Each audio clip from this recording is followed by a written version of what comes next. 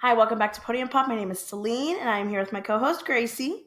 And we have another fun episode for you today. Today's episode is going to be a bit of a weekend recap as far as motorsport in general, focusing on the Formula One race in Barcelona and the IndyCar race that happened in Detroit this past weekend. Before we get too far into the episode, make sure if you don't already, go follow us on social media. We post on TikTok and on Instagram quite a bit. We post all of our episodes on Spotify and on YouTube weekly, sometimes more than one time a week. So make sure you go follow us on there. Let's go ahead, pop the bottle, and let's get right on into it. Let's do it. How was your weekend of motorsport? It was pretty good. We both had a wedding this weekend that we were in, so we didn't watch much. We watched the race. Like, I couldn't keep up with anything besides that, and I just looked at quali results. I thought it was a pretty good weekend. Yeah. I mean, all my favorites won. Yeah, no, I was going to say, I had a great weekend as far as, favorites go. Formula One, we support McLaren. In IndyCar, we support Kyle Kirkwood and Andretti in general. You like Andretti? Yeah. In general. So great weekend for us. Great weekend for Podium Pop. Yeah. Pratt Miller got on the podium for IMSA. It's fantastic. That's amazing. So, yeah, great weekend. I mean, yeah, we've been having fun. Let's start with Formula One. Let's get into it. Let's start kind of talking about what everyone was talking about leading into the weekend. They thought that it was going to be a big factor. The flexi wing. Talk about it. Well, they had some new regulations for the front wings. They basically just couldn't be as flexible as they used to. Everybody was, unless you're a McLaren fan, I think everybody was hoping it was going to kind of mess with McLaren. Everyone was anticipating it. Yeah, they were anticipating it for sure. Joke's on everyone, though, because they tested their new wing in Imola and no one knew. What's the story with the McLaren mechanic? And the interviewer was like, I don't know if this is for sure. Who told me this? Maybe it was someone at the wedding. Maybe. They were talking to, I think, someone on the McLaren team. And they're basically like, how are you basically combating the new rules and how are you adjusting to those changes that are going to come from the new flexi wing rules? And they're like, what changes? They're basically being like, nothing's changing for us, really. We don't have to fix any issues with changes because we aren't going to have an issue. And sure enough, they didn't. No, they had no issue. They asked Oscar that too, and then Oscar was like, full cheesing. Oscar had the biggest smile on his face, and he was like, no, I'm not worried at all. And I was like, oh, okay, this is fantastic. That's the sound of a confident man. Yeah. And sure enough, they did. They came in, all the practice sessions dominated, dominated during qualifying, dominated during the race. And, we are big McLaren fans. And I was actually telling Gracie this the other day, is this how Max Verstappen fans felt? Literally. In 2023? Because, at this point, I'm still excited and I'm happy when McLaren does good, but, when they win, I'm like, okay, McLaren won again. I don't feel that way. I still want them to win, but I want there to be, I want it to be a little, I want to be a little bit more oh my gosh, I'm on edge. How have we gone 8 races now where they had 1 point they were battling each other? How? I don't know. I mean, I will say how it's Australia was full of rain, and then Lando hasn't been as confident in the car. So maybe Canada, something will happen. Maybe these next races coming up. I don't know. I don't know either. But I want to see some action. Yeah. Please. As scary as it'll be, I would like to see some action. Yeah, no, truly. It's going to be terrifying, but I want to see it. Yeah. Other than that, there isn't anything too notable for practices. But qualifying, we had some early disappointments. Hometown hero Carlos Sainz and Podium Pop hero Yuki Tsunoda were both out in Q1. It was very disappointing. Yeah, it was really disappointing. Someone who did great during qualifying, though, was Gabby Bortoletto. P12? P12 for Gabby in a Sauber. In a Sauber? The Sauber, something was in the air. Something. They had upgrades. And you could tell. I wasn't sure if they were part of the Imola upgrades or if they updated. Oh, sorry, I bumped the table. If they updated after. But they had upgrades, and the upgrades are upgrading. The upgrades are upgrading for sure. So exciting. Also, fastest pit stop during the race. Do we remember a year ago when they were having 30-second pit stops? Or they said no more sticky nuts for us. No more sticky nuts. Yeah, so thank God for that. You know, it's true. Another person that did fantastic during qualifying was Isaac. Oh, yes. Our little buddy Isaac made into Q3 again. Our close personal little buddy friend Isaac. Close personal little buddy friend. That's my son. It's my angel, Isaac Hajar. Yes, that's my TikTok star. I think Isaac is really, we've said this so many times, but I really do think Isaac is coming in, and I think that he's just like showing that he deserves his seat in Formula One. Yeah. Over and over and over and over and over again. Unfortunately, it is leading to a lot of discussions. Helmut Marko, put that phone down. I don't care. Leave him alone. I don't care. Leave him alone. Leave him alone. There's nobody that wants more success. I mean, probably there are. Well, yeah. Like his mom. Yeah, probably. His family, his friends. Lewis Hamilton's dad. People that know him personally. But I want so much success for Isaac. Yeah. I think I want him in, one of the top teams. I want him to be able to compete for podiums, for wins. But guys, he's not ready to go into Red Bull yet. Nobody's ready to go into Red Bull except for Max Verstappen. Yeah, we clone Max, and then Checo was doing good in the beginning, and then it wasn't. Liam came in, didn't do good. They only gave him 2 races to figure that out. Yuki it's the car. It's not the drivers. We know how good of a driver Yuki is. Yep. The fact that they're performing in the V-carb, and then they go to Red Bull and they start flopping, it's not the drivers. No, it's not the drivers. It's the car. It's so annoying. So no matter who they put into that seat, someone was like, I hope that like Isaac doesn't get demoted to Red Bull. No, literally. Which is like the fact that like going to Red Bull is now a demotion. No, literally. Yeah. You can call it a curse. You can call it bad car making. I think it's bad management, bad car making. Max Verstappen is superhuman. And that about wraps up Red Bull. And I think it's a little bit of a curse as well. A little. I believe in curses, and I believe that somebody cursed that car. Daniel Ricciardo, the Etsy witches got to that car. Daniel Ricciardo himself called up the Etsy witch and said, "Hey, I got something crazy for you." Yeah, something absolutely crazy. And I would like it to last for years. No, but Daniel Ricciardo wouldn't do that to Yuki.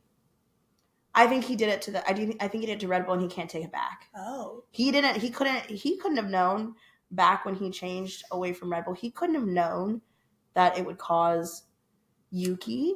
And also, we gotta remember that Daniel and Yuki weren't always the best of friends when they were on the same team. Okay. They butted heads quite a bit, actually.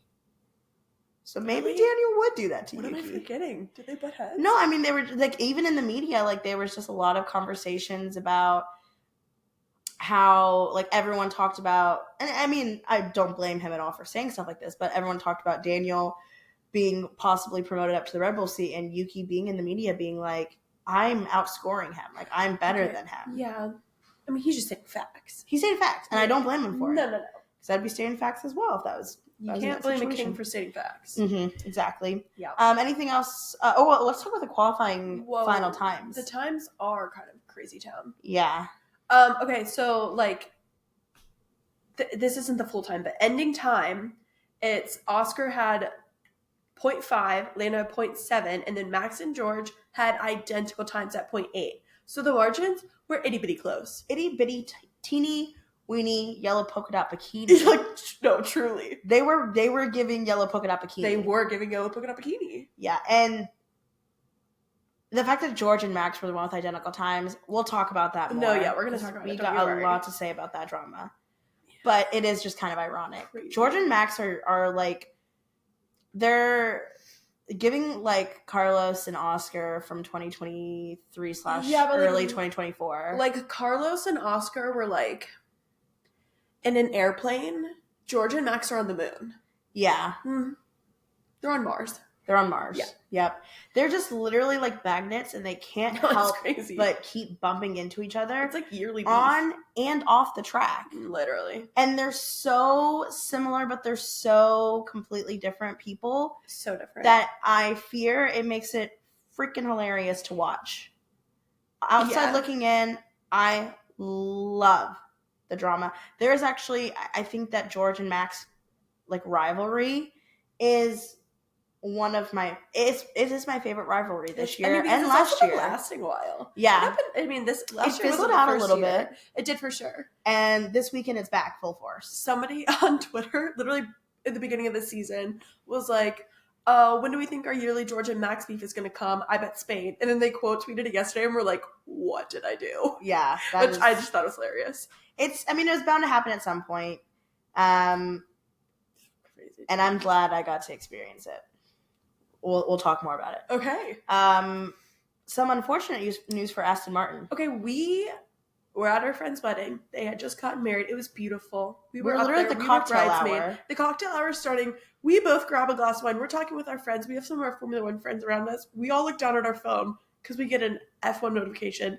Lance Stroll withdraws from the Spanish Grand Prix. Oh my gosh. We were like, what? I was buzzing around that wedding. I was telling everyone who all of our listen. friends who love Formula One. We made it a very specific point to not talk too much about motorsport at like getting ready for the wedding and like the day before leading up to it, because we talk about it a lot. The bride doesn't watch motorsport, so we're like, let's we'll keep it cool. It's not the time to talk about it. She was up there taking pictures with her family. I couldn't stop myself. I went to quite a bit of the people in our friend group. They don't probably watch motorsport as much as we do, but they do keep up with Formula One. They know the characters. They know the lore. Mm-hmm. I buzzed around and found every single person. I'm like, you watch Formula One a little bit. Guess what happened? Yeah, Lance. And I had to be the one to break the news to quite a bit of people. Yeah. So Aston Martin came out and said that Lance has been experiencing some issues with his wrist for about 6 weeks. And if you don't remember, in 2023, right before the season started, Lance, was it a biking accident too? I think so. Yeah, in a biking accident, he broke both of his wrists. 2 weeks before preseason testing, he got surgery, went to physical therapy, all that jazz. Felipe Drugovich did testing. I just said his name a little wrong. I don't know how you said it wrong, but I did hear it. I just didn't say it all the way. I kind of stopped. He did the testing in 2023, and then people were like, oh my God, is Lance going to be able to race? He fought through, and 3 weeks later, after breaking 2 wrists, was racing. Crazy town. Determination. Don't tell me Lance doesn't love his job, okay? Anyway, so that pain has come back, and for the past 6 weeks, he's been experiencing the pain, and he got surgery? I don't know if he already got it or if he's getting. So because of the pain was too bad, I guess he thought he could fight through it and keep racing. Ended up not being able to. Obviously, so many people are like, why didn't they pull him before and have Drugovich qualify? I'm assuming if he's been dealing this for so long, he didn't know it was gonna come to this right in this moment. Right. I guarantee you that they were trying to hold out as long as they could for summer break. Yeah, absolutely. And obviously he wasn't able to, unfortunately. But I guarantee if Lance knew that he wasn't going to be able to race, he wouldn't have qualified. No. Also, there are so many he's just not going into the car willy-nilly. They're doing medical checks. He obviously was seeing people about his wrist. Yeah. And hindsight's 2020. It is truly 2020. I don't think we should dwell on that too much, but wishing him the best. His home race is next in 2 weeks, so hopefully he can be back. And let's talk about it. Yeah. Well, if he's not back, Felipe Drugovich will be taking his place. That will pull him out of participating in the 24 Hours of Le Mans. Okay, guys. If you only watch F1, so fine. Or if you only watch IndyCar, so fine. 24 Hours of Le Mans is the pinnacle of motorsport. I'm sorry. It's when you can not watch endurance racing at all, and I still think you should watch 24 Hours of Le Mans. This is what so many drivers work their lives for. So many retired F1 drivers go and race in Le Mans or go and race in WEC. Jensen Button is there right now. We've seen so many people. It is it's part of the Triple Crown. It is a huge race. Withdrawing from the 24 Hours of Le Mans to compete in the current state of the Aston Martin car, it's a choice. A choice. And it's probably a choice that he probably doesn't. I don't know if it's up to him. They have Jack Crawford. Does Jack Crawford have the super license points? I feel like he does. Yeah, I guess so. I think he does. So I guess it is. I mean, but if you think about it, he's done the 24 Hours Le Mans before. I don't know. He's going to do the 24 Hours Le Mans again. 24 Hours Le Mans, while it's so iconic, he's going to get another opportunity to do that. Will he ever get an opportunity to drive in a Formula One race again after this moment? Probably not. No, I mean, like, yeah, I truly do get that, but also, I don't know. I think if it was, it's still insane to me, but I get it. Yeah, I mean, so many people participate in the 24 Hours Le Mans. It's such a bigger. It's easier to basically become a driver for the 24 Hours Le Mans. So I think he's thinking about what an opportunity is, and say he does come in, absolutely kills it. That automatically puts him on the radar for the Formula One teams. If he even podiums, if he wins 24 Hours Le Mans, that's not necessarily going to raise any like flags for the Formula One team. So I get why he's doing it. I do get it. But it is crazy. Yeah. It's truly crazy. It would just suck if Lance couldn't race at his home race. It would be really disappointing. Yeah. So hopefully he can figure it out. Yeah. More on that subject, though. Mm-hmm. There was some false reporting. There were some false reporting. So Lance got out in Q2. He didn't make it to Q3, and he was 5 seconds slower than Fernando. So, I mean, like we said, we didn't watch qualifying, so I didn't see any of this reporting, but someone had come out and report, I think maybe he was visibly upset, but some reporter, I'm not going to say who because I don't know for sure. Some reporter came out and basically wrote this whole article saying that Lance was slamming things around. He was yelling at the team. Breaking things, yelling at his mechanic and all this stuff. And it was I mean, I didn't know this personally, but then some people were like, this is just not a trustworthy reporter. I don't know. And nobody else was reporting it, just as one person. And then it came out the Aston Martin team, finally. It took them so long, which I think is frustrating.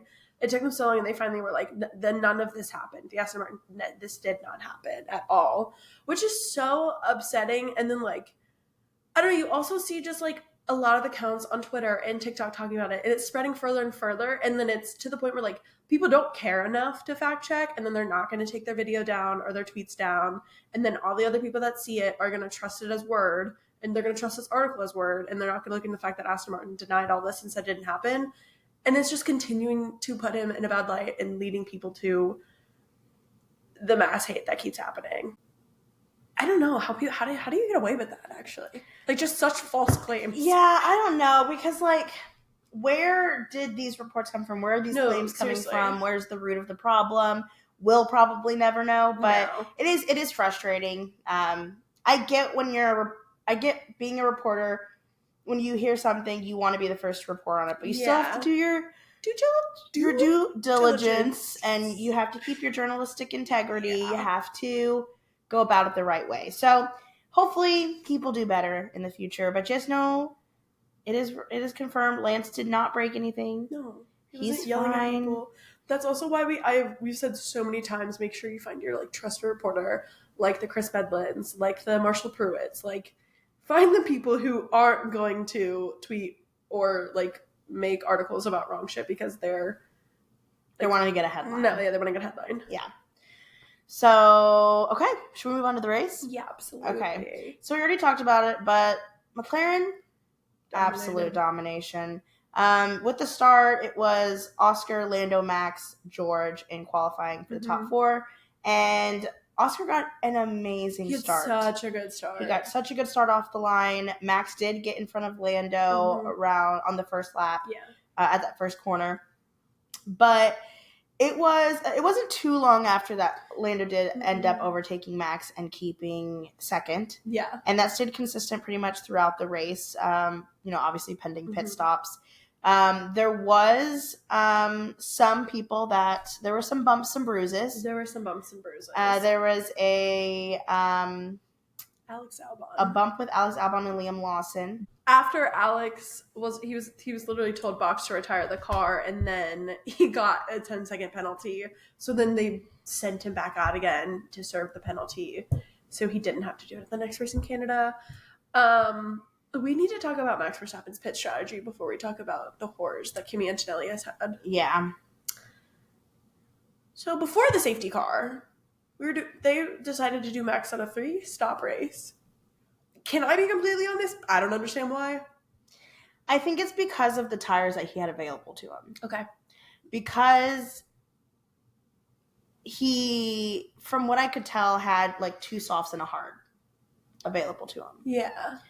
And so I think that's why they put him on a 3-stop. And also because there was a really high probability of there being a safety car, which is why that's what they were probably banking on originally. I thought he went from, so started on soft, pit for a soft, pit for a medium. So he stopped 4 times? He stopped 4 times because of with the safety car. And that's when they threw him on the hards. And that's when Max was like, why the fuck are you putting me on hards right now? And GP was like, yeah, that's all we had. That's all we had. Yeah, I don't know. Okay. You would think that they'd put him even like on like scrubbed tires may have been better. Or just kept him out. Yeah. I mean, obviously Lando and Oscar would have been able to catch Max again, I feel like, with newer softs put on. But he probably would have. Yeah, I don't think he would have. There was nothing he could do about the McLarens. But if he got put on a better set of tires that were nice and warmed up, I think he could have kept George behind him. Yeah, for sure. He wouldn't end up P10. Yeah. So, that was it. Just kind of. I literally remember when I saw him go from soft tire to soft tire. My jaw dropped. I was like, "What? What are we doing?" We'll talk more about that incident during the safety car. What caused the safety car is our sweet little angel Kimi Antonelli. He did DNF due to mechanical failure on the car.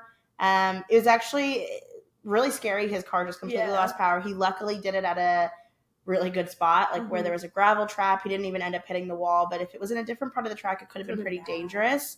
But because of that, he got beached and the safety car came out, and it was a long safety car.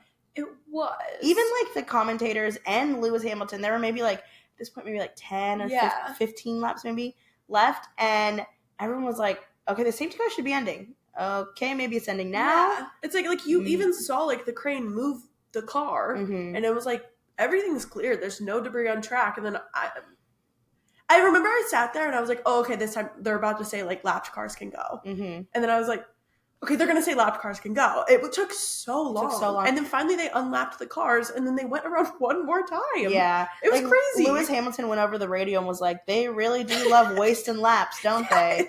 Like everyone was like, what are we doing here? What are we doing here?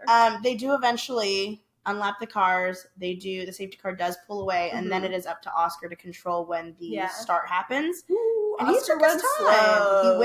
I think it frustrated a lot of people. No, for sure. Took his time. He went really slow, even slower than he was going behind the safety car. Yeah. And he timed it perfectly. He got away at the restart. Yeah, he did really good with it.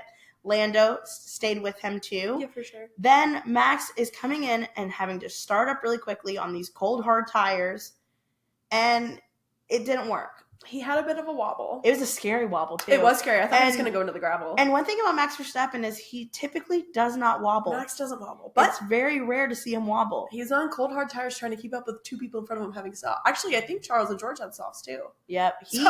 He wobbled. He wobbled so hard it was like he was at a wedding line dance. Yeah.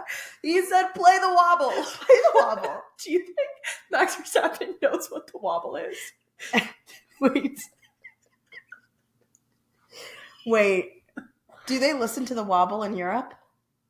I don't know. You've been there, not me. As I was there, I don't remember hearing the wobble, but I wasn't really going to places that Europe played. do line dance songs? Hey, if you live in Europe, let us know if you've heard of the wobble. But like, okay. Some people in Europe have probably heard of the wobble. Yeah, I'm sure. But has Max Verstappen heard of the wobble? I do not believe that Max Verstappen knows what the wobble is. Because also, like, if there was a place, Max Verstappen's not going to, like, the little... Do they do teen dances? Mm-mm. They don't do prom and stuff, right? I don't think so. But do they play stuff like that at weddings? Do you all do the chicken dance? Do you guys know the hokey pokey? Okay, of course. They definitely know the hokey You know the hokey pokey. What about the electric slide? Cha-cha slide? They know that everybody clap your hands. They That's have true, to. They have to. But the wobble's newer. So maybe they not don't. that much. Like Newer than the cha-cha okay, slide. newer than the cha-cha slide. You're right. What's another one? Is there a newer one? Oh, what's the go ba ba dee ba da ba da do? The Cotton Eye Joe. Yeah. The Cotton Eye Joe. I would say the Cotton Eye Joe is older than the wobble. Do you think they know it though? Yeah, just because they're like those stupid Americans. We're not hopping around and clapping our hands under our legs. Oh man, just picturing Max Verstappen doing the wobbles. No. All right, let's get serious. Yeah, no, sorry. So Max wobbles. He wobbles. And he saves it. He wobbles the car, not his body. Wobbles the car. Not the dance move. His body was probably wobbling inside it a little bit. He wobbles the car, not the dance move. Not the dance move. But he saves it. Yeah. And as he's wobbling, Charles is like, oop, let me just scooch right on. Come on by. Tries to get around Max. Max and Charles are close. It looks as though Charles bumps a little bit into him. They make a bit of contact. Charles keeps the lead after that contact happens. Max is pissed. Thus starting the Max Verstappen crash out. Max goes on the radio. Oh, he needs to give that place back. That's unfair. Yeah. Actually. And I think in that moment, any driver would have been trying to see if they could get that place back. Yeah, for sure. So as he's on the radio complaining about Charles, George just said, hey, my turn. Let me give that a try. Yeah. Does the exact same thing. Goes to get around Max. They bump as well. Which sends Max into the pit lane runoff. Mm-hmm. And Max comes back and is ahead of George. And then the team came over and was like, Max, we think you did that off track. Give the place back to George. Yeah. So the team requests for Max to give the place back. It does later come out that the stewards, and they didn't have to say this, they were just being a little shady. I do think they had to do an official document. About it? Yeah, I'm almost positive they had to. Well, I guess maybe not. Because he gave the place back, I guess they didn't have to do an investigation. But okay. They still did make a point to come out after the race and said, hey, we wouldn't have given him a penalty. Would have been fine. It would have been no further action found. So at the end of the day, all of that led to he didn't really have to get the place back. But, again, hindsight's 2020. Red Bull didn't know that. They said to be safe, give the position back. They knew that Max would be able to warm up the hard tires and probably overtake George. Yeah. But they didn't want to risk getting a 5-second, 10-second penalty. I mean, the way that GP spoke, I mean, I kind of was like, oh shit, they're about to get a penalty. Like, damn. Yeah. So they tell Max to give the place back. He's pissed. Again. Yeah. He just had Charles try to take him out, George try to take him out, and now they're telling him that George doesn't have to give the place back to George. His team put him on hards. George, give the place back to George, aka your rival, aka the guy that just bumped you off track. Mm-hmm. Rightfully annoyed. He's annoyed. But then Max just does something that you shouldn't do. You should never do it. And it was actually pretty dangerous. It could have been much more dangerous. But essentially what he did after that was slowed down enough to make it seem as though he was giving the place back to George. Mm-hmm. And then he just didn't brake. Nope. And he said, I'm just going to actually try to plow through you. Yeah. Whether that was an intentional move or not, no one truly knows, but I think we all truly know. Did you see that they finally released his onboard today? No. They did, and so what's a little confusing about it is he doesn't, I think most people thought he intentionally turned his wheel into George, but like you said, he just doesn't brake to keep going. You can see him. He checked his mirrors 3 times. He goes, and then hits George. Yeah. And it's okay. It was intentional. No, for sure. It was definitely intentional. And he was frustrated. It was the heat of the moment. Yeah. He knows that's not how racing should be handled. He given 3 penalty points for it, which takes him to 11 for 12 months. Yes, and if you get more than 12 penalty points, once you hit 12, so one more point, he gets a race ban. And right now, that is the last thing Red Bull needs. No, because seriously. if Max gets a race ban, I'm sorry, but Red Bull's not getting many points that weekend. No, get in another like, Yuki will be there, but get in another rookie, a person who hasn't driven, who A, who are they putting in the car? B, watch how that team fails. Yep. And, like, I mean, Max is fantastic. Go show how good he is, but that they will fail. Yep. And it's going to show how much that car is horrible for everyone else but Max. Yep. And also along with that, you know, Red Bull's already in hot water. Hot water. They are at the point where they aren't even considered in like the top 3 teams. I would say right now it's McLaren, Ferrari, and Mercedes, and Max. No, literally. And they need to figure it out. Yeah, so badly. Because it's not working. And soon enough, they're not going to be able to find good race car drivers because no one is going to want to go to Red Bull. It's insane. But he also got a 10-second penalty. A 10-second penalty. Which did drop him down to, because it was given after the race ended, it did drop him down to 10th place. Yeah. So he got 1 point. So we got 1 point. Red Bull came away with the weekend with 1 point. Horrible. And again, even, you know, not even considering like Red Bull in 2023, but even Red Bull 2024 or even Red Bull in Australia, if you told them that they left the weekend with 1 point where neither of the drivers DNF'd, they would, I think, just be shocked. No, literally. They'd be confused. I'd be confused. I am confused. So, yeah, I think a lot of people in the media were super upset with how Max handled himself on track. And also kind of, he had the opportunity to own up to it and apologize for his mistakes many times in the media after the fact, and he didn't. No. And he also never denied that he did it intentionally. Yeah. So I think it's going to be a big topic of discussion, and I think that the commentators were appalled. Like, Julian Palmer was like, I do not think that's appropriate at all. Like, he was appalled. A lot of the media were talking Nico about Rosberg was like, give him a black flag right now. Yeah. Like, the other drivers aren't necessarily wanting to talk super openly about it, but it's obvious that they're all talking about it behind closed doors. Yeah. Everyone thinks it's inappropriate. I don't know. Mad Max is back. Mad Max is back. And, of course, it's freaking George. George, I'm so sorry. Of course it's George. Bless his heart. Hey, while that was happening, though, you know what else happened? Oscar won. Yeah, but something else. Oh, what else? Nico Hülkenberg overtook a Ferrari for P5. And it was beautiful. Let me say that one more time. Nico Hülkenberg in a Stake F1 Kick Team Sauber green machine overtook Lewis Hamilton in his Ferrari. That just gave me chills. Oh my gosh, I'm so excited. We're so back. Oh, we're so back. And fastest pit stop. Do we remember last year 30-second pit stops? Sticky nuts. Sticky nuts. No more sticky nuts. Yeah. I'm so happy for those guys. Me too. Truly, happy for them. They're just, and the points that they're bringing away from this weekend. Oh my gosh, it's gonna do is needed. It's needed. A P5 is beautiful for. Yeah, no, that's beautiful. Yep. I'm gonna shed many tears, I think, when Gabby scores his first points. It's a long time coming, and with these upgrades, I think there's potential for it to happen soon. So hopefully, I don't know, Canada, maybe. Oh, I'll keep my fingers crossed. Woo! Bless you. Thank you. But Oscar also won. Oscar won. And we got a McLaren one too. Yeah.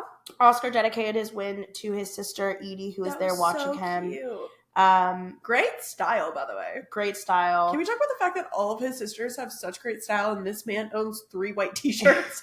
And they all have such unique, their own style. Yeah. Like, they're just so confident in their style. Yeah. Oh, yeah, it's the confidence too. And then you have Oscar strolling. Sure. With t-shirts. What the hell, sure. White t-shirts. And a maroon t-shirt. Yeah. And that's his individual style. And sometimes a basketball shirt over a white t-shirt. A basketball jersey over a white t-shirt. Yeah. Oh. I hate when he pulls that one out. I know. Keep it in the closet. At least do a... Not during Pride Month. The clothes. Keep the clothes in the closet. Just the white t-shirt over or under a basketball jersey. Sorry. At least do a hoodie. Fashion experts over here. Yeah, we are fashionistas ourselves. But yeah, anything else to add about the Formula One race? Nope. No race next weekend. Excited for Canada. Oh. And that was, I believe, our last triple header until summer break. No, I don't think there's another triple header until November, end of the year. Wow, I know. And is that Coda, Brazil, Mexico? Coda, Mexico, Brazil? I could be wrong. I think Coda, Mexico, Brazil's broken up this year, and I think it's the Crazy Town triple header of no. I don't know what it is. I think it might be when it goes Vegas, Qatar, Abu Dhabi. Wow. And all I know I remember is looking at the end of the year. I forget what it was though. I do love triple headers. The drama they bring, they're exhausting. Yeah. Do you want to do your champagne pops and problems for the Formula One race? I do. Okay, what's your champagne pop? My champagne pop is Nico Hülkenberg. I was gonna say it has Nico to be. actually really kicks Sauber in general. That's true. But Nico definitely deserves a champagne pop. Good job, Nico. Good job, Nico. Well deserved. Nico, that podium's coming this year. I think a Nico win this year. I'm just kidding. Okay. Nico, you heard it here first. Nico can win it and Gabby can get podium. Yeah, absolutely. I would love a Gabby podium. Imagine a Sauber double podium. I mean, an Alpine double podium last year. Yeah. So anything's possible. Give us a rain race. Give us a rain race. Nice equalizer. We'll see what we can do. Yeah. Who's your champagne problem? Oh, sweet Kimi Antonelli. Mm-hmm. Yeah. It is a champagne problem for the race, but just the triple header in general. He DNF'd 2 races and finished P18 in the other. God bless his heart. Somebody always faces the horrors of a triple header, and it has been Kimi Antonelli. Yep. Someone has to take the brunt. A little bit of Mercedes added in there too. Ollie has definitely faced the horrors. Yeah. But I'm giving it to Kimi. I'm giving my champagne problem to Max Verstappen's cold hard tire. Just one of them? Or just one of them. Okay. Maybe his front right. Okay. Because he was the one doing most of the bumping. He was doing most of the bumping. So, yeah, I'm giving my champagne problem to Max Verstappen's front right cold hard tire. Not the team or Max for crashing into George? No, just the tire. Okay, cool. Yeah. Could those tires have warmed up a little bit quicker? Yeah, come on. No, warm up. So, we'll touch a little bit on IndyCar. Yeah, let's talk about it. I want to talk about Will Power. What are you doing? Talk on it. Speak on it. During one of the practice sessions, Will Power just was not loving the fact that Kyle Kirk was in front of him. Wanted to go quicker than Kyle. When I tell you, you guys, they were, sorry if you're listening on Spotify, they were this close. Itty bitty and itty bitty. They were. Will was literally like butt to butt. No, they were. And it was crazy. That's dangerous. Yeah, no, it is dangerous, and even like during it, Kyle or afterwards, Kyle tweeted and was like, "This is the most insane thing that's ever happened to me on track before." Kyle like literally wasn't even like doing anything with the car. He just kept like looking back, like, "What is going on?" Yeah, and it lasted like a long time. They passed a couple people too. No.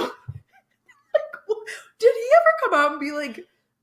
Did he ever talk about it? Because Will, what are you doing? They apologized. They were I'm assuming they talked about it because they were laughing together after the session about the replay of it. Okay. So I think they're fine. Mm-hmm. And it's like funny, haha now. But at the time, it's like, what are we doing? Yeah, funny, weird. Funny, weird. But yeah, like, what are we doing here? No, truly. But IndyCar, I do think Detroit is one of the races on my bucket list. Yeah, for sure. We probably would have gone this year if it wasn't the same weekend as our friend's wedding, because it's not super far from us. No, I didn't realize we were that close to Detroit too. It's just so exhausting, the fact that it's right after the month of May. Insane. Yeah. So I would have liked to go. Maybe next year we'll go to Detroit. I think it'll be a fun one. I want to go to a street course. Me too. Because we haven't been to one, right? We've only been to ovals and road courses. Yeah.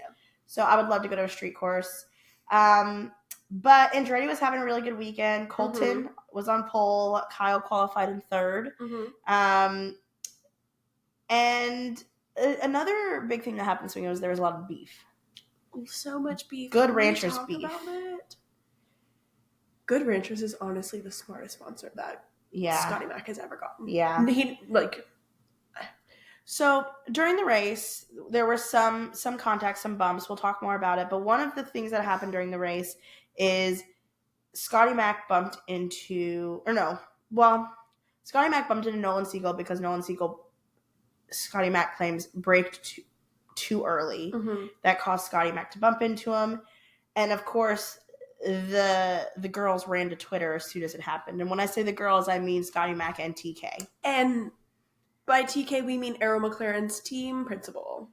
Why was TK tweeting in the middle of the race? And I literally saw it and I screenshot it. I sent it to like Gracie, Andrea, MJ, and Marley. And I was like, the way that I'm giggling about like picturing if he was actually at the race tweeting, and Marley's like, no, he is at the race. And I was like, so he's literally sitting there on the pit wall tweeting about the situation.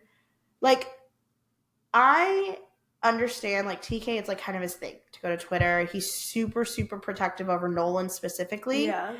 It's always Nolan. No, it's always Nolan. But he's always super protective of his team, which I think is a good quality. But as a team principal, you cannot do that. No. You don't see any other team principals going online doing that shit. Like, you don't see it in Formula One. You don't see it in IndyCar. It just doesn't happen. Sometimes you gotta hang up the Twitter keyboard. We gotta put the keyboard away. Put the keyboard in down. the closet with the Oscar Piastri jerseys. Put it down. Put the keyboard in the closet with the basketball jerseys.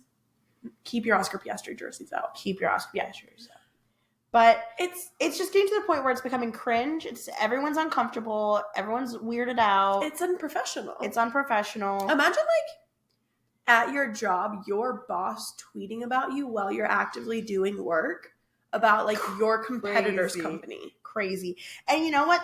At the end of the day, is Nolan can handle himself, and he proved that by responding to Scotty Mac's little snarky tweet, whatever, and responding to it and was like, hey, if you have some advice, definitely give me a call. You don't have to put it in the hashtags. Oh, yeah. And that shut him down. That was the perfect thing to say. Perfect. And really, TK didn't have to get involved at all. No. There was no need. No need at all. What, did TK birth Nolan himself? I do fear that, TK carried Nolan Siegel to term 9 months in, and he birthed him. So I get the protectiveness. Nolan Siegel's he's a little boy. Carried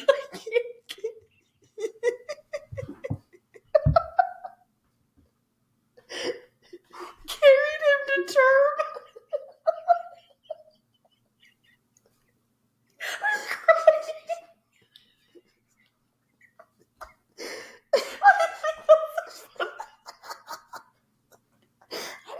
That weird. No, it wasn't. It's so funny. Oh my god, I'm crying. I said it. I just thought I said it. Well, but it's also the way you're like, oh my god, you're like, carried him to term. You didn't even like, did you even realize you said that? I just kind of said it. Oh, I'm keeping all this in, by the way. Amazing. Oh, that was so funny. But at the end of the day, I get it. I get being protective over Nolan Siegel. I do, yeah, he's for just sure. a boy. But sometimes, but he handled it, like you said, he handled himself well. Like, we don't need to be going on the interwebs and subtweeting each other. Yeah, no, it's not needed. No. We had some other people that were not able to finish the race, including Alex Palou. Bummer City, right after the Indy 500. It is a curse that never has a, not never probably. There's probably a time frame that I don't know the answer to, but it's been a very long time, or possibly always. This is a bad stat, but just stay with me. Walk with me now. That has never finished on the podium after winning the Indy 500. Gotcha. Like next race. Gotcha. Very next race, weekend after. So many you're gonna actually have to look up that. You're gonna have to look up that stat yourself, because I think I just fumbled my way through that. I think they got it. Okay. Yeah. Get that. But yeah, Alex Palou did not finish the race. And then also we had a bit of a scary moment where Louis Foster's car once again just lost the suspension. Right? Yep. And crashed into Felix Rosenquist, who also was already having an issue earlier in the race. And he was in the wall at one point. He got back out, and then he ended up getting taken out. It was no fault to Louis Foster. He couldn't have done anything. Felix couldn't have done anything. It was really unfortunate. Luckily, both the drivers were okay, because it was at the fastest part of the track. And it was a pretty heavy impact. So the fact that they were both okay, they were able to walk away from it. Felix, I forget if it was Felix or Louis. I don't know which one of them. Felix. It was Felix that complained about his leg hurting, which was a little scary at first. But they both did walk away. Eventually, they did put Felix on a stretcher to take him out, but he was standing and walking at one point. So yeah, it's so scary. The podium at the end of the race was Kyle, then Ferrucci in second, and Colton Herta in third. I do think it's quite ironic the fact that this is happening when a year ago at the same weekend, we got the famous quote from Ferrucci calling Kyle and Colton boyfriend teammates. The fact that all three of them are on the podium on the first day of Pride. Happy Pride. Happy Pride. So, great podium. We love Kyle Kirkwood. Yeah. The commentators did lovingly call him King of the Streets, which I love. I'll stick with that. I will stick with it because also, like, King of the Streets makes him sound like this, like, hard-ass, like, you know, guy, like, tough guy that's, like, you don't want to mess with him. Like, it's kind of giving, like, mafia a little bit. Oh. Meanwhile, like, he's just this, like, little boy from Florida. Jupiter, Florida. You can't forget Jupiter. He just wants to fish and hang out with his girlfriend. Meanwhile, he's holding up fish pictures. That's King of the Streets right there. Yeah. So it was a great race. Like I said, street courses are always super exciting. The goal is to get to one soon, but I loved it. It was a good race. It was a good race. What's your champagne pop for Detroit?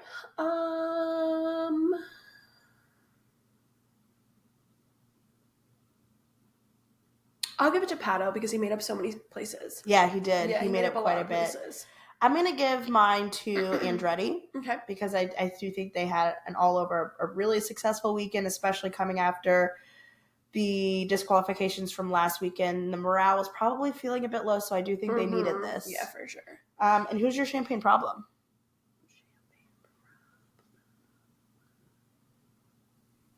I'm going to give it to Nolan. Nolan? Okay. I just think there's a lot going on. A lot of people are talking on Twitter. Yeah. I'm going to give my champagne problem I'm going to give it to Scotty Mack. Because same situation, people are talking on Twitter, but again, to crash out again after last weekend at the Indy 500 where he didn't make it through the formation lap, he's also got to be feeling pretty low right now. Yeah. He's coming off of a team that got all of these disqualifications and their race engineers, their typical race engineers weren't able to be there this weekend. And I think, you know, something's got to give for him. And something does got to give. It didn't happen in Detroit, so we'll have to check back in for Gateway. Yeah. Before we sign off, though, we need to talk about Santino's incident that we found out about today. Yeah, so Santino Ferrucci's car, after the race, they do the inspections, and they found that his car was overweight, which typically wouldn't give him a huge advantage. Yeah. Which is why I don't think that he was disqualified. He didn't lose his second place, but he was fined $25,000 for it. Oof. So we were talking about it, though. It's like crazy how late these disqualifications come out, like after the race. Like it's almost like you can't feel safe for like a full 24 hours. And actually, we talked about it in the last episode, the last IndyCar recap episode.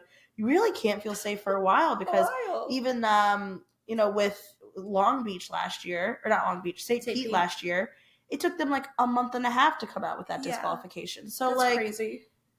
No one's safe. No. And it's once again proven this weekend. It's crazy. So we got a lot of exciting stuff coming up. Next week's episode, we're going to have a special guest that we're super excited about. Next weekend also, if you want to, go follow us on social media because I will be at the Mid-Ohio IMSA race doing some live reporting with the Outside Line Media boys. I'm camping at a race for the first time, so Wish Me Luck is supposed to raid. I'm nervous. More power to you. I'm not a camper generally, but we're going to see how I like it. We're going to give it a go. So I'll be there, and then we'll have the episode with the special guest out this next week as well. And then we got a big weekend. I'm so excited. We've got Formula One in Canada. We've got IndyCar at Gateway. We've got, not that we talk about it that much, but we got NASCAR at Mexico City. And we've got Le Mans. Yeah. What a weekend. I'm going to say it so many times. I've said it so many times in these past couple episodes. I've said it so many times on TikTok, on Instagram. If you've never watched Le Mans, give it a try. Even if you watch the first hour and the last hour. Yeah. It is so emotionally moving that you can't help but get caught up in it, and it's beautiful. So many beautiful moments have happened from Le Mans. I'm rooting for Pietro Fittipaldi's team, United Autosport, in the number 22 car. Yeah, we are. Let's go 22. Yeah, I hope I got that number right. I'll double check it. Your brain amazes me, by the way. How do you do that? I just do it. That's great. How do you have so much room for information in your brain? I simply forget other important things that I should probably know the answers to. That's kind of crazy. That's like a superpower. Thank you. Yeah, you're so I don't know if it's the number 22 car. I'm going to look, but I'm going to look later. So if it's not the number 22 car, sorry, it's the number 20-something car. But it is the United Autosport car in the LMP2 category. LMP2? LMP2. Yep. Also, like, once again, it's 24 hours. You don't have to watch the whole thing. Pop in. Pop in. Watch for like a bit. That's literally what happened when the first time we stayed up for. We watched Daytona. We were like, well, I'll watch for a little bit. I watched 15 freaking hours of it. Yeah. I love a 24-hour long race. It's so fun. It's so fun. Especially, like, get your friends over. I'm hosting a watch party. So you'll hopefully see some of the characters that are at the watch party, some familiar faces. We'll be posting on TikTok and on Instagram about the race as it happens. We'll be checking in. We'll be doing some fun activities. But yeah, pick a favorite, pick someone to support, pick a couple people to support. Or let it happen during the race. And that's actually, famously how I started liking Pietro Fittipaldi is in 2024. I watched the Daytona 24 with practically zero knowledge on endurance racing. Absolutely zero knowledge. And I recognized Pietro's name. And I was like, I like Pietro. And I liked who he replaced, which was Clem Novalak. When he got injured, Pietro stepped in last minute and was the reserve driver and participated. And that is famously how I became a Pietro Fittipaldi fan, was watching the Daytona 24. So maybe if you watch 24 Hours of Le Mans and you see a driver and you're like, I like them, you could find your favorite race car driver. Crazy town. It could happen to you too. Yeah. So anyways, anything else to add? No. Okay, great episode. Great weekend. Hey guys, when I said for Oscar to keep it in the closet during Pride Month, I'm sorry. I didn't mean it that way. I think just the jersey. Just Just wanted to make that clear. Yeah. Clear that up. Thanks for watching. / listening. See you next week.